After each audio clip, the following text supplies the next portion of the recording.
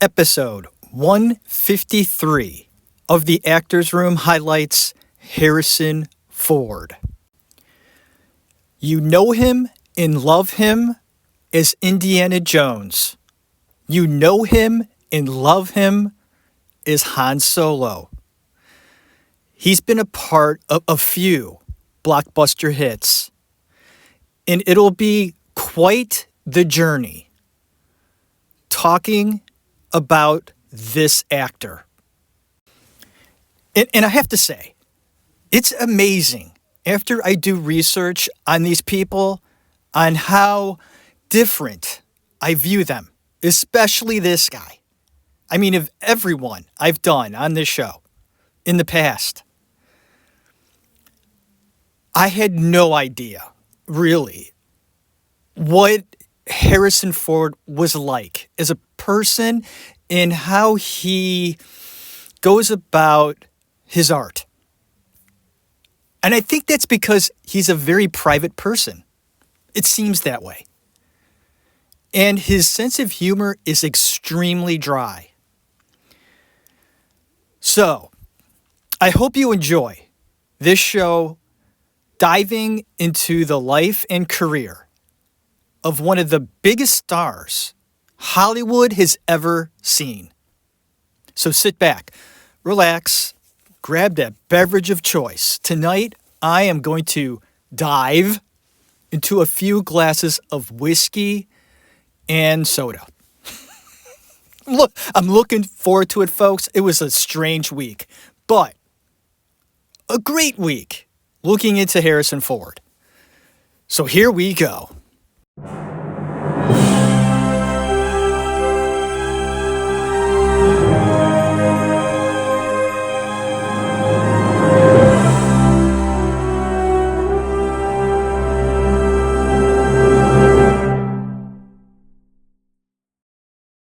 What can you say on a podcast? You can say anything you want. you like. Anything you like. Oh, fuck you.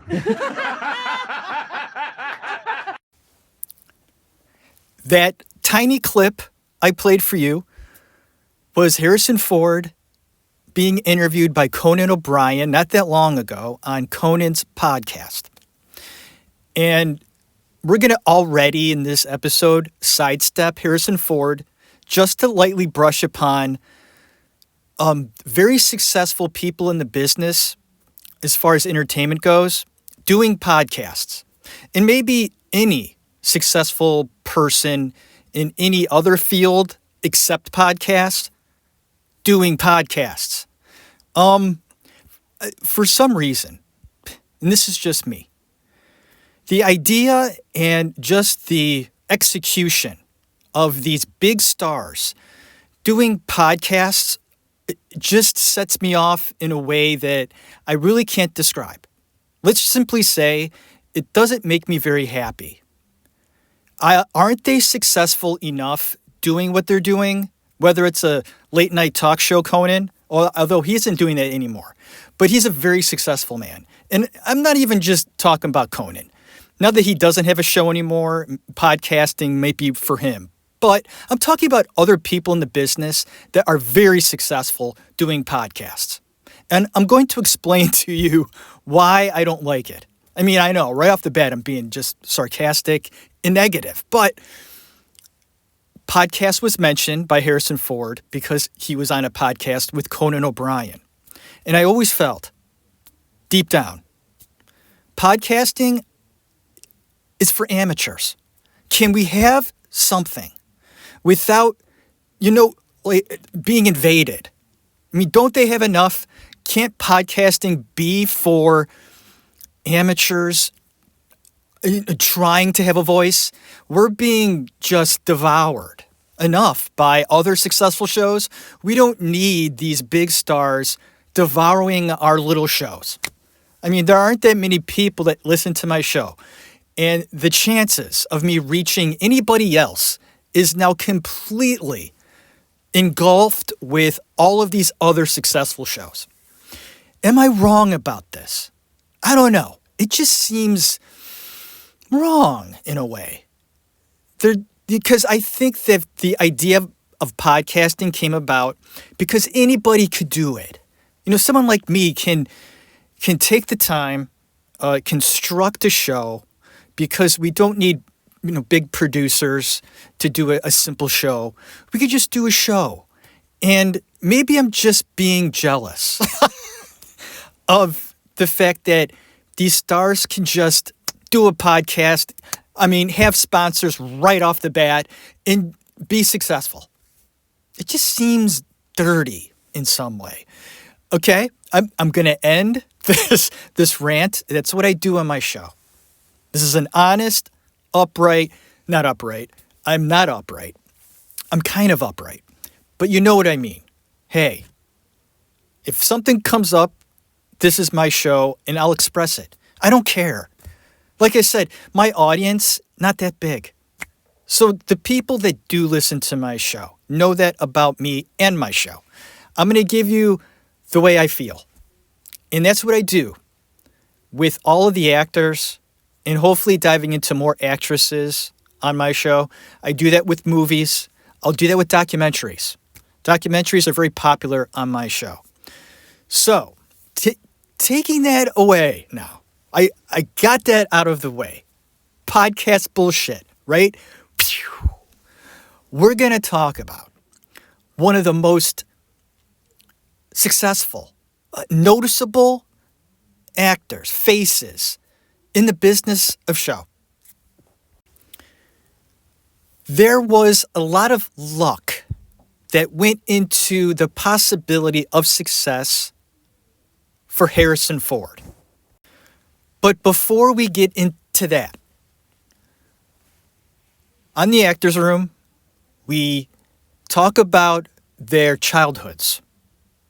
We talk about their schooling, kind of people they were before they were famous. Any interesting things that happened to Harrison Ford or to any other actor, I'd like to do that on my show. I think it's important. It's a part of their story. Harrison is his real name. And he was born on July 13th, 1942, grew up in Chicago. And at the age of 12, the family moved into the suburbs of Chicago. His mother was Jewish Russian, and his father was Irish Catholic, and that is quite the mix. Harrison says that in his life as a man, he feels very Irish. And when he is acting in the business, he feels very Jewish. He says he was a very mediocre, if not kind of poor student. And in college, it pretty much was the same.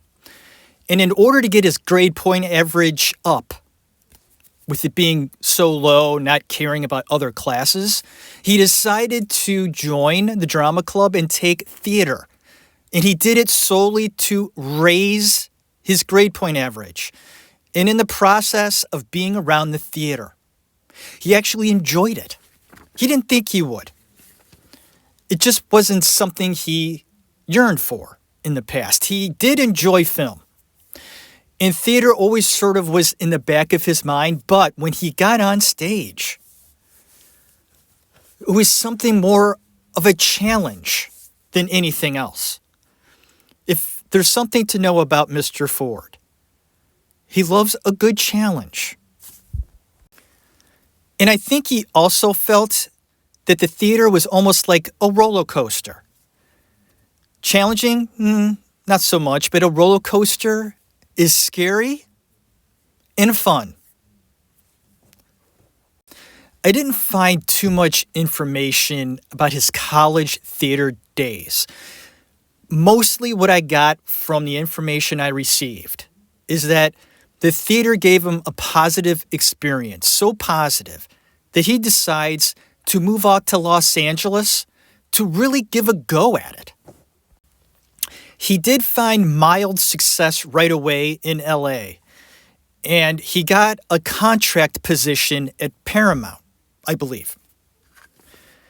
And at the time, getting that contract being a positive experience as a working actor, after about a year, Harrison Ford despised it. He was so disheartened with the contract player actor lifestyle in the business itself, just sort of plastic at the time, he decided to take a break and bought a house, a house that needed a little work. So he decided to sort of tackle this project on his own, not knowing much about carpentry. He thought he would do it himself with no help. Harrison Ford actually went to the library, ladies and gentlemen, and bought a few books on how to repair things and build things. And he took it seriously. He looked at his house and picked out rooms that needed work and slowly found that all of his rooms needed work. They were gutted completely by Harrison. And he quite enjoyed going through the process of rebuilding every single room in his house. He enjoyed the step-by-step process of being a carpenter, how something can be built from the ground up. And this will play an important role in how this actor goes about constructing a role. He did the same. It almost started, in a way, with his carpentry. Harrison realized that hard work was essential in not only building a house, a shed, a spare room, a closet, but in anything in life requires effort, planning, thought. And just like any great carpenter, they'll tell you that's an art form, and it is. I've tried my hand at fixing things and sort of building things if I can muster up the confidence. And when I do a little project, like for instance, I completely redid my bathroom downstairs, the guest bathroom. It's a little bathroom. And I completely redid the whole thing. The floor. I put in a new toilet. That wasn't easy. Thought it would be easy. It wasn't. I put in new vanity. Everything. The walls. Redid everything. And when it took me about a month, but when I was done, you take a step back and you look at what you did and you feel good about it. Because you know what? I took my time. I made sure I did it right. And you take a step back when it's all done and you feel proud of it. Because you took the time, you took the effort, you cared. I made sure that, it looked good. Instead of just sort of half-assing something, I took my time and made sure it looked good. Harrison Ford did the same thing with his carpentry, and then he related it later on in his acting work. And I find this part of Harrison's life so amazingly, ridiculously, just amazingly, for me, like, it doesn't make sense.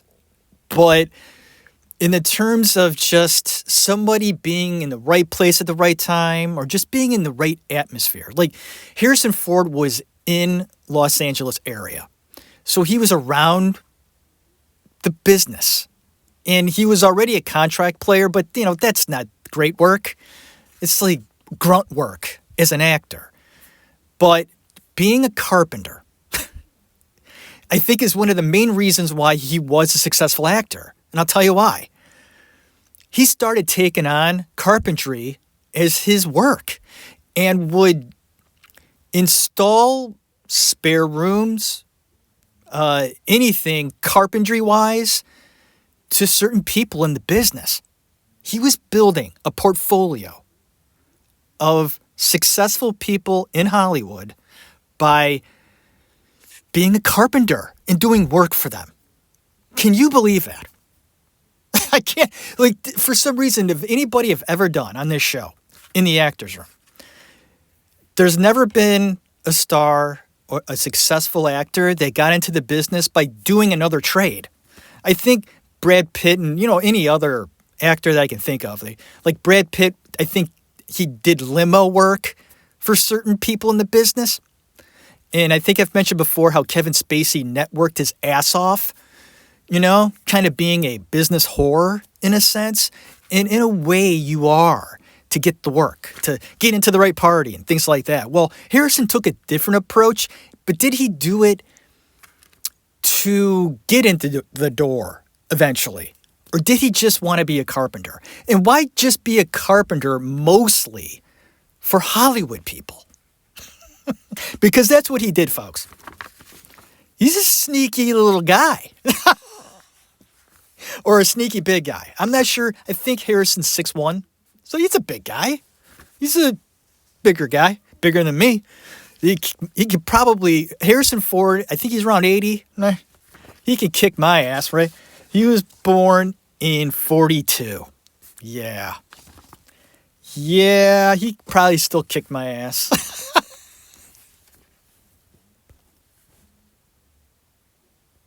I kid. But let's just, I don't though. I kid, but I really don't. Let's put it this way. Harrison kept himself sort of available for Hollywood elite, being a carpenter, and in the process, kept himself busy. For instance, around this time, he was also doing other things, like being a photographer for a Doors concert. The Doors, the band The Doors. Harrison was a part of the Los Angeles show, and I forgot to write the year. It had to have been around 70, 71. He was either a cameraman or a photographer on that show, and you can actually watch that show on YouTube. I've seen it years ago and didn't know that Harrison Ford was a part of that project. He was hanging around with Jim Morrison. And here's a little fact about Harrison Ford that might blow your mind. It blew mine. Because he just doesn't look the type. But I guess he is. Harrison Ford, he loves marijuana. Folks, he fucking loves it. And I think he's been smoking it for a long time. And another interesting tidbit about his marijuana use. It has been rumored and circulated from the research I did recently in Hollywood and among other people in the marijuana world that Ford not only indulges significantly in the bud, but his bud of choice is extremely strong. So strong that at one point, he and Paul McCartney toked together. Can't give you a year. I think it was in the 90s.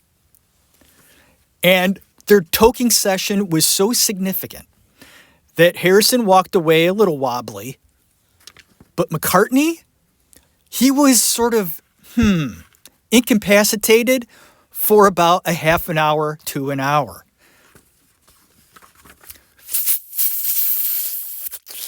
Can you see it? I can't see it. I can't see it. Ford? I just can't picture him rolling, packing it. I'm trying to think here. Do you think, is he a joint guy or a bowl guy? I don't know. But if I were to make a guess, if I were to put a bet down in Vegas, I would have to say, I don't know why. I think he's a bowl guy. I could be wrong. Probably a joint guy, but either one. He might be both. Anyway, one of the biggest reasons why, besides his carpentry work, getting back into the business was a casting agent. Harrison even said so. Fred Roos. So they kept Harrison's picture, resume, so on the table of other casting directors in the business. And one of the main reasons why, he was introduced to George Lucas. George was casting a little film called American Graffiti. Harrison, through his connections, got a role, not a big role. American Graffiti is a different kind of film. It got George Lucas in the door. It was, hey, I like the movie. Richard Dreyfuss, Mackenzie Phillips. You know, it's just Ron Howard, Michelle Williams. It's a movie like the soundtrack is just amazing. It's a movie about the kids in the 50s just driving around, listening to music and going through an evening and dealing with certain things in their life, becoming young people. And Harrison Ford plays older character driving around with a cowboy hat and, like I said, a small role. But he's doing something. And he's doing something with George Lucas. And little does he know that this will lead him into larger arenas. But significant because we're going to point out a few notes. Harrison Ford was arrested one night while in a bar fight and kicked out of his motel room. These are things that happened during the filming of American Graffiti. He was also asked to cut his hair for the film. He said, I don't think so. And I'll tell you what I'll do. I'll put a hat on instead. Therefore, you see the cowboy hat. Mackenzie Phillips, who has a big role in the film, claims to have not remembered Harrison Ford by name after appearing in this film. Okay? They may not even have met on set. But she later saw him in Star Wars and said, oh my God, that's the guy that sold me marijuana.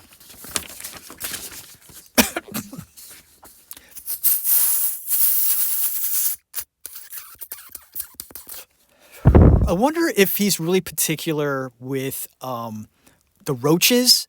You know, like those of us who, you know, especially when we were really younger and we had weed, you know, you don't waste anything. You would take the littlest bit of weed left, right?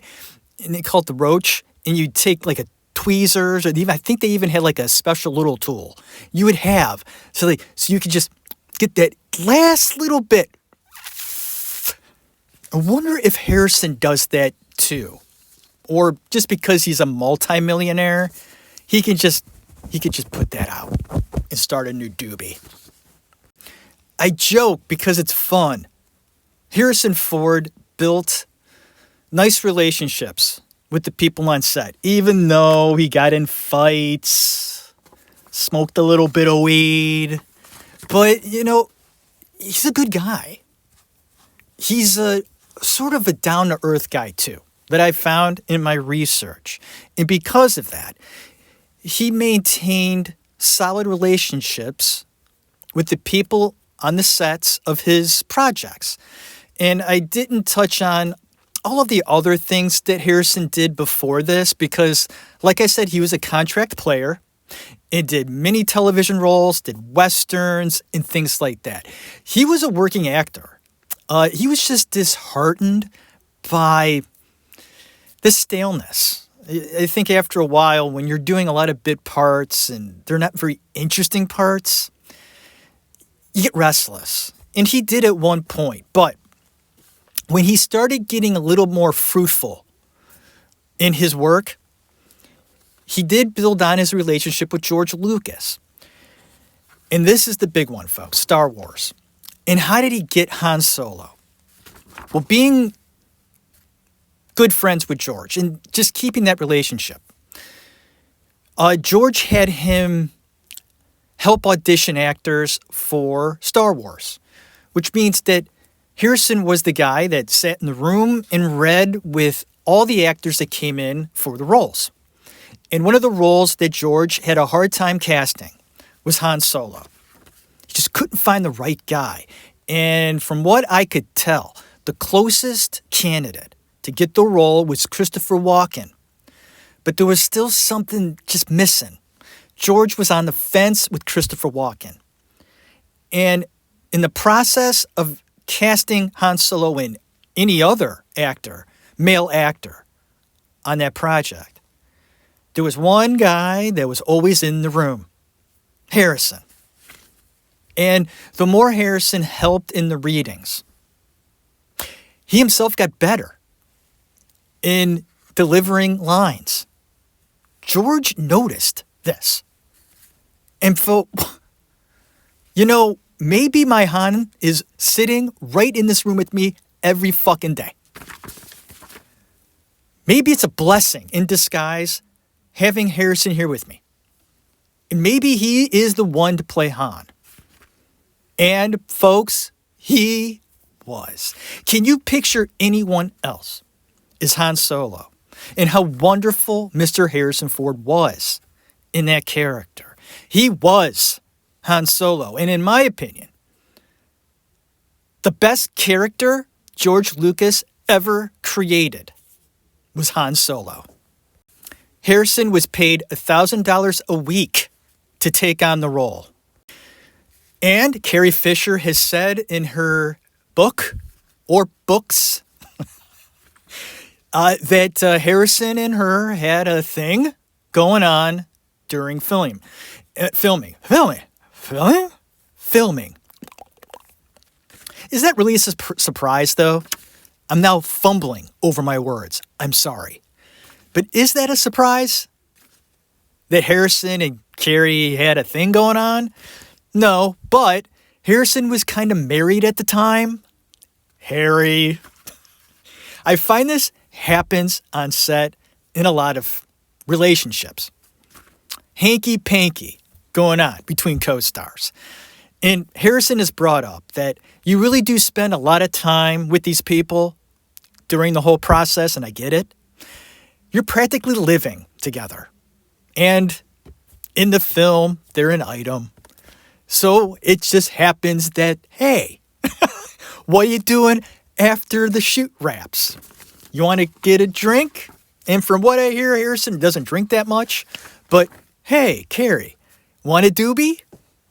Before we move on to the other big films and important films that Harrison did in the future of this podcast timeline, I'm going to point out a few other films he did that I think are significant.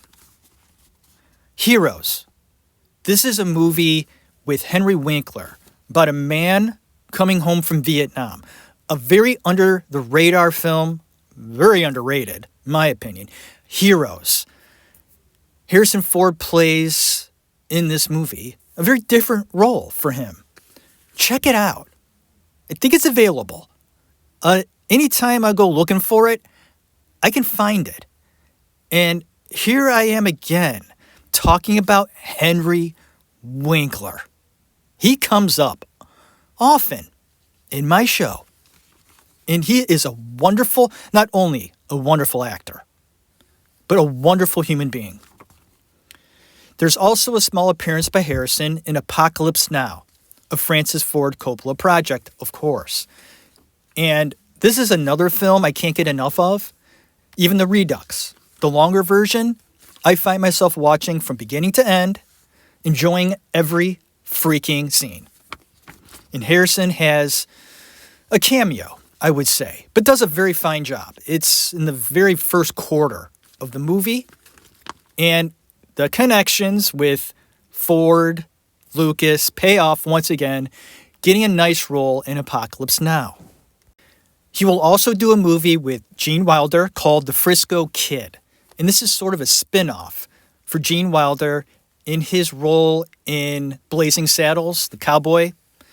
So it's sort of, I mention it because I'm a big fan of Gene Wilder. And you get a different look at Harrison Ford. Harrison had done Westerns in the past, small roles. But this is a big role for him in a comedy, which is something that Harrison Ford normally doesn't do. But if you notice in interviews with Harrison how sort of awkward he is and standoffish he is, you soon realize that it's his sense of humor that's just different. He's a different kind of guy. A confident guy, awkward guy, but a dry humor. You have to sort of go with Harrison. He's not trying to insult you. He just has a different way of being funny, is all. And before we mention The Empire Strikes Back in the whole Star Wars universe, oh, that was weird. We have to mention how Harrison Ford dealt with this huge success. Because, as you know, Star Wars is just global, universal, galactical, whatever. It's pretty big. And the type of person that Harrison is, he struggled. And I mean, he really did in this whole fame thing. He didn't like it. And he says it took him years to deal with it, to sort of, I don't know, make it make sense. And I find that some of these actors, finding that level of success, you can't prepare for it. All of a sudden, it's just there. And you're known to everyone, basically, and how that must feel. And how do you deal with that? It's now your thing. Did you ask for this? Nobody can prepare for that kind of success. He says that it took him a long, long fucking time to figure out everything emotionally. He says he went from an artist who observed to one being observed. So the saga continues. The Empire Strikes Back is the best part of the universe of Star Wars, in my opinion. It's the best movie. The best part. It's so good. And Harrison wanted his character of Han to die at the end of the movie. And he said he didn't want to play the character again. I think he was just done with Star Wars. And from what I understand, he doesn't speak very highly of it. He doesn't hate it. He's just tired of it. I think it's as simple as that, folks. He's just done with it. George Lucas had a different idea, though. He opted for Han to be frozen in carbonite in case Ford changed his mind. And of course he did. I guess if you pay a guy enough moolah, he'll come back. Oh, why not, George? I'm not doing anything. Let's do Han again. Why not? And from a personal note, when I lived in New York City back in 1998, 99, around there, they replayed The Empire Strikes Back in this really nice theater in Manhattan. We all got together. I think it was my whole acting class. I think at the academy at the time. And we all went together to watch it. And, I mean, this movie came out when I was real little, so I didn't go to the theater at all during that time. So I never watched The Empire Strikes Back on the big screen. So there I was in New York in this great theater with, a full house, folks. Not one seat available. At night, like a Saturday night, watching The Empire Strikes Back. And it was like theater. The first time they showed Darth Vader, there was applause, folks. They cheered Darth Vader the first time you see him. The whole, oh, what other villain in screen history gets cheers when they come on to the... Anyway, I thought that was interesting. And then in the other great moment, sitting there that night in 1998, New York City, Manhattan, is when Harrison Ford as Han Solo is ready to be, what do they say, frozen in carbonite. Princess Leia, Carrie Fisher, finally tells Han Solo that she loves him. I love you, she says. And what does Han Solo say? I know. That wasn't in the script. That was ad-libbed, improv by Harrison, and it made sense. And when that moment happened, in the theater, everyone just went, whoa! What a moment, though. And that was all Harrison. Isn't that great? That's what makes art great. Theater, movies, film, moments, gold moments. And that, in one of the biggest films ever, right? Ever, is one of the greatest moments ever. Harrison can hang his hat on that. And he will also hang his hat on another character that will go down, once again, as one of the greats of all time. Indiana Jones. How does Harrison do it? And like I said, little bit of luck. And the luck came because there was an actor who turned down Jones. Who is that actor? Is it Tom Selleck? It's Tom Selleck. Can you imagine Indiana Jones, Tom Selleck? Tom Selleck is Indiana Jones? No, not really. And as far as actors go, I don't think of Tom Selleck as an actor I could really watch and admire. Magnum P.I. was fun. Don't get me wrong. It was fun. And he's very handsome. Okay, I get that. But the only other performance I remember watching him in that I liked, no, that I loved, and we're talking about Tom Selleck, was a little movie called Folks. And there's probably only 2 people listening right now that went, oh yeah, I think I've heard of it.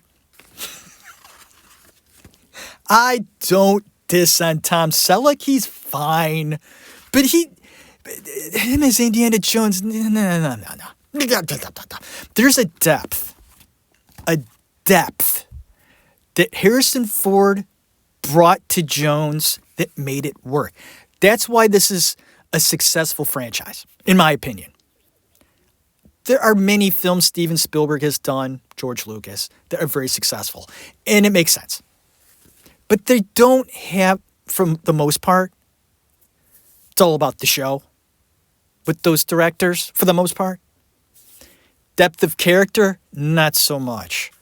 That's what makes Indiana Jones so good, is because Harrison Ford took extra time and sensitive care in creating Jones.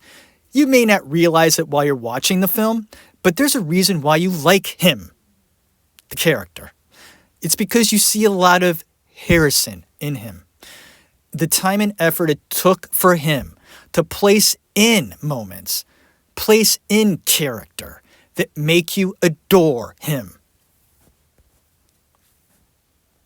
Harrison says he brings a lot of sensitivity into all of his action characters. He says it's important to bring vulnerability through his characters and tries to make him relatable to you. It's deeper. He wants us to feel what he's feeling. That's important to him. Not only sensitivity was his forte, doing Indiana Jones, but it was also his lightness of humor. Subtle, but you feel it. Like, Indiana Jones is fun, but he's also serious. But he's light, but very deep. You get that. His acting job is to tell the story through the character, and he finds it also very essential to talk with his directors at length about every scene in the film. His next big film, Witness, did very well. A lot of people in the business didn't think it would, and even getting this film off the ground took time. But Harrison wanted to be a part of it, and it was successful. And one of his best acting performances is in Witness. I haven't seen it probably in about 10 years, but from what I remember of it, was just being impressed with Ford and thinking, like, there's more to this guy than action movies, star Han Solo and Indiana Jones. There's an actor in there. One of his most interesting films is called Mosquito Coast. And from my research, his favorite And I like that because it's an environmentalist film. It's about the environment and all that stuff. And he's a renegade sort of figure going to live out in the wilderness and try to make it work, disheartened by the American way, all that sort of stuff. And also something very important happens on the set of this film. He meets and works with River Phoenix. And Harrison Ford was a big fan of River, an advocate of River, one of his biggest fans. He loved him, from what I heard. No joke. He loved River. And it was his love for River that he recommended him for his next project, his next Indiana Jones project. He recommended to George Lucas and Steven Spielberg that you have to have River Phoenix play the younger me in Indiana Jones. And how wonderful that was. And one of the very interesting aspects of that whole story that I just said was bringing up River. And whenever he sort of comes up, I get emotional because he was a different kind of guy, I think, as a man, as an actor, and because he was taken away too soon, I feel the same way about James Dean. How we were cheated. Not being able to witness all of that work they would have done. It makes me angry and sad. And I also when I think of The Last Crusade and River Phoenix's acting in it, I think of the very first time I watched it when I was a kid. We're sitting in our living room, and my whole family were watching it. And my dad, who's not a big film critic guy, he doesn't study film. He enjoys film, but he doesn't study it. Where my mom, my mom definitely studies it. She has the same eye that I do. My dad, not so much. My mom and I, we agree on a lot of stuff, like my brother. But my dad, he doesn't. But when he watched River Phoenix in that movie, he goes, wow. I remember him, he's like, wow, that kid's really good. And it seems like he's really a young Harrison Ford, a young Indiana Jones. Like, I buy it. He's really good.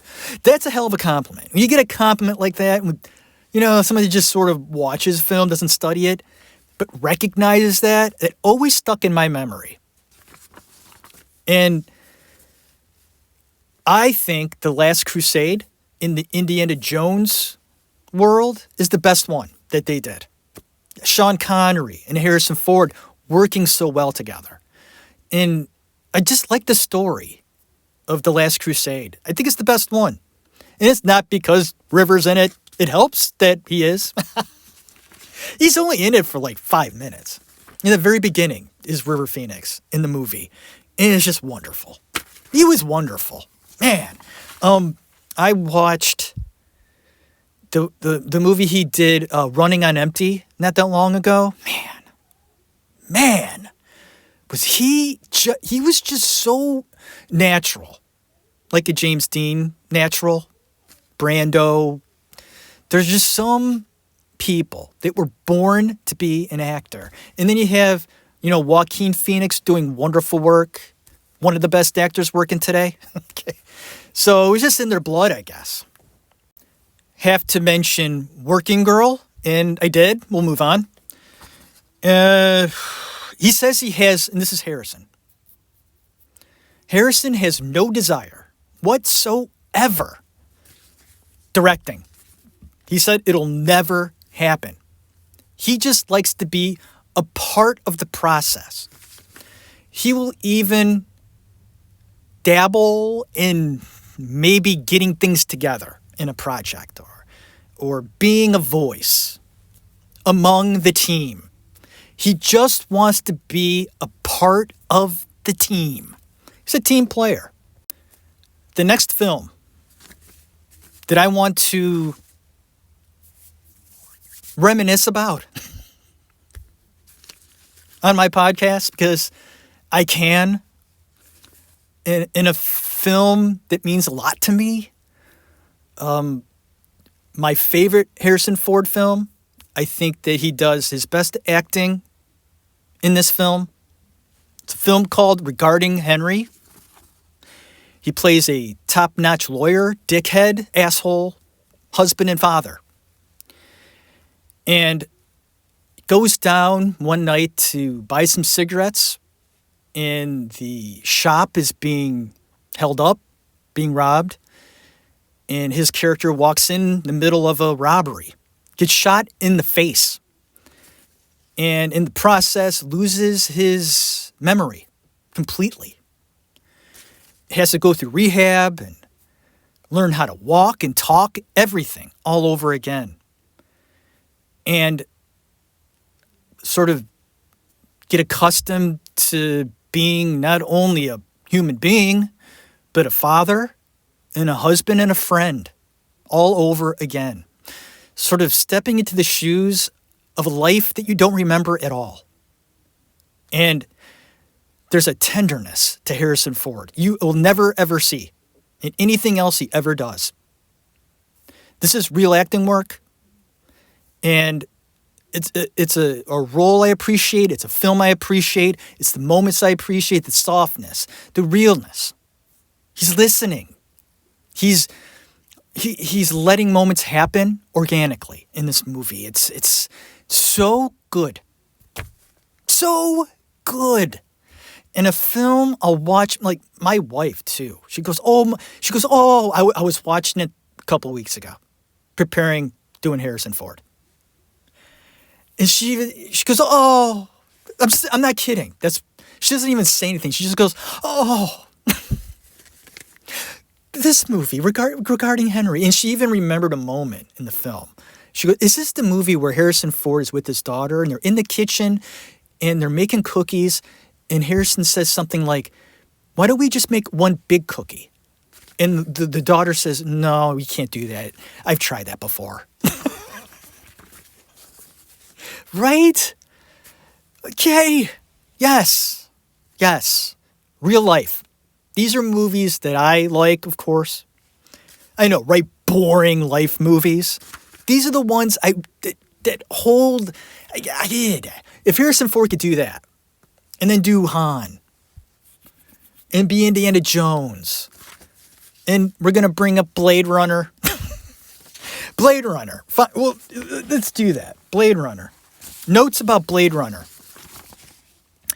Harrison Ford cites this movie as one of the most frustrating movies he's ever made, partly because the shoot was so grueling, he says.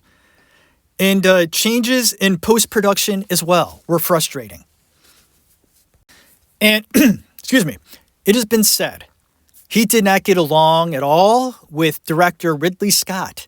Ridley Scott, he sort of took his time directing. Harrison Ford is very professional.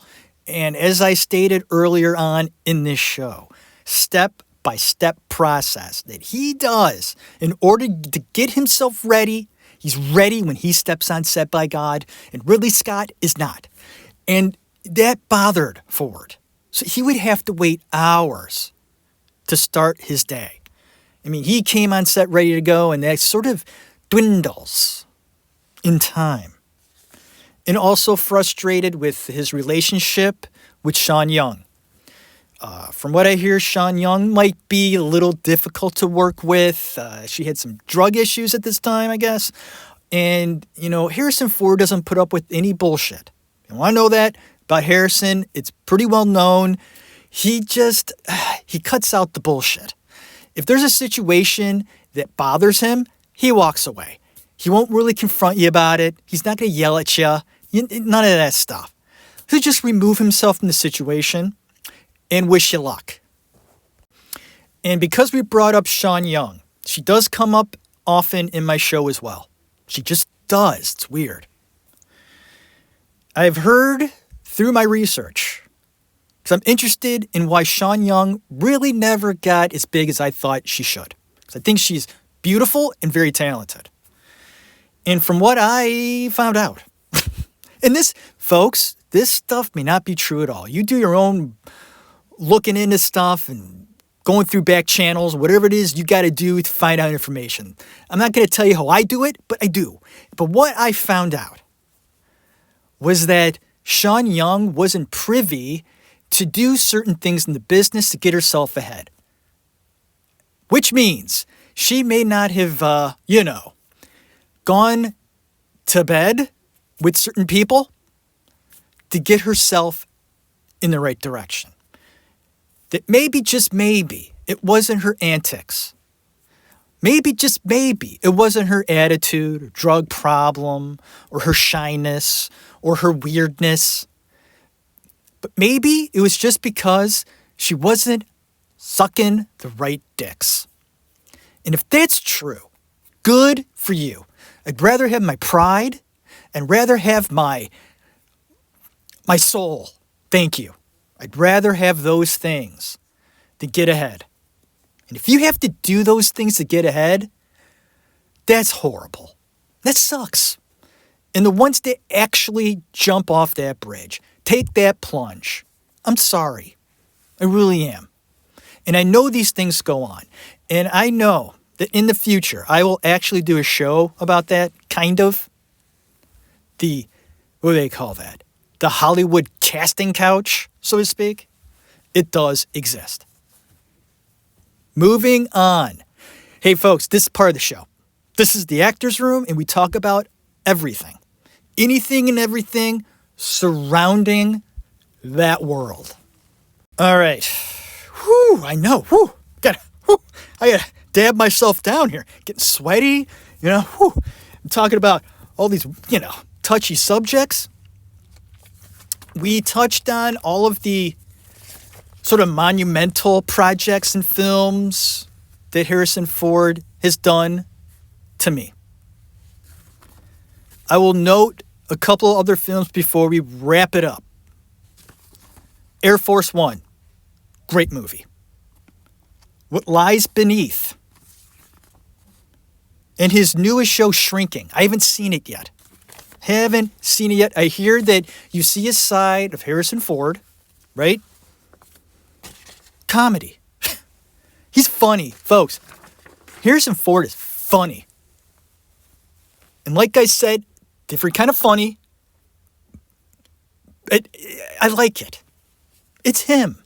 That's just the way he is. And of course, before we really are going to wrap up Harrison, forgot to mention The Fugitive. And of course, this is just a great film. I've seen it probably around 5 times. And every time I see it, I enjoy it.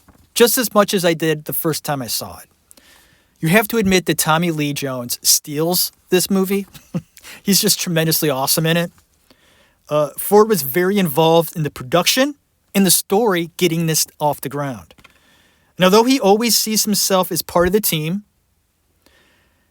he doesn't make the final decisions. But he's involved. Characters' costumes are also very important to Harrison.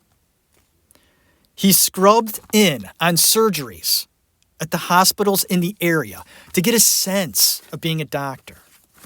He says that the costumes and the clothing are so, important to his character development. He says that all the different sorts of clothes that hospital people wear fit differently, and when you walk, you feel different in them.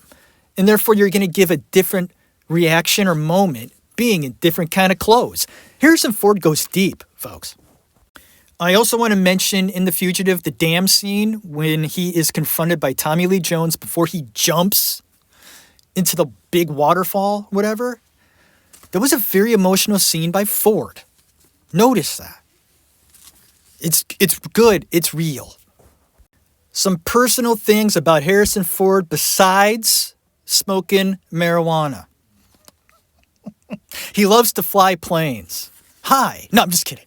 Well, he obviously likes to be high. High up in the sky. And also loves to fly planes. Folks, I'm joking around. He's not flying planes high. I hope he's not. He said he always wanted to fly, even in college, but didn't have very much opportunity. He sat up front with pilots every time he flew on those smaller planes going from set to set, location to location. He would make it a point to sit in the cockpit with the pilots and watch them work. All the instruments and the step-by-step processes. He loved it. He fell in love with the skills and the responsibilities. He says it's incredibly fulfilling to fly. He owns a few planes. Here's a question. Is Harrison Ford standoffish? Vain? Arrogant? Maybe, to some extent. But I feel he has an odd sense of humor, and it's sort of about himself. He deflects. He keeps a comfy distance to observe and protect himself. He'll also remove himself from situations rather to confront them in response. Harrison Ford is a master craftsman, not only with film, but life. He's a good man, and he's also humble. He surrounds himself with spectacular people. You serve, you perform. The trick is avoiding the ego. Harrison Ford is an actor you should watch, respect, and learn from. He says first reading the script is exciting for him when he gets a new project. That's the most exciting part, the newness. The original first-time reactions you receive from the story are gold. Simplify the text, you actors. Don't go too deep. Place yourself in the story. Believe it. Be available. There's no ambition or expectation. You have to be open to the experience. Harrison Ford is a private person in his life. He's different when it comes to the work, though. What you see is what you get. That's him. That's the real guy. He says to any actor working today, live in front of your audience. The good, the bad, the ugly, the weak, the strong, the terrible even. Acting is your release. It is for me. The stage brings Harrison peace. It's being human, and it's sharing. Thank you for listening to this edition of The Actors Room, highlighting a very interesting man, an actor, Harrison Ford. I hope all is well with everybody else out there. Wow. We are in the middle of the coldest winter in a long time here in Cleveland. Whew. Cold, where you have to wear gloves or forget it. Last week I had to change a tire on my car, and that sucked. But it was about 30 degrees that day, so I was thankful.